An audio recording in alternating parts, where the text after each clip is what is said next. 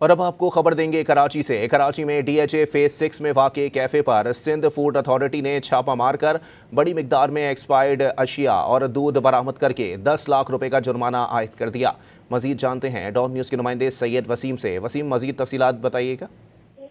جی بالکل، Sindh food authority نے جو ہے وہ چھاپہ مارا ہے۔ ڈی ایچ اے فیز 6 میں یہ چھاپہ مار کارروائی کی گئی ہے، جس میں بڑی مقدار میں جو ایکسپائر اشیاء اور دودھ ہے وہ برآمد کیا گیا ہے۔ صوبائی وزیر خوراک مخدوم محمود رمح کی ہدایت پر یہ کارروائی کی گئی ہے، جس میں 10 لاکھ روپے کا جرمانہ بھی عائد کیا گیا ہے۔ بعض اشیاء پر جعلی لیبلنگ پائی گئی تھی، جبکہ غذائی معلومات سے متعلق ضروری دستاویزات بھی موجود نہیں تھیں۔ جی بہت شکریہ وسیم۔ آپ کو بتائیں کہ کراچی میں ڈی ایچ اے فیز 6 میں واقع کیفے پر سندھ فوڈ اتھارٹی نے چھاپہ مار کر بڑی مقدار میں ایکسپائر اشیاء اور دودھ برآمد کر کے 10 لاکھ روپے کا جرمانہ عائد کر دیا۔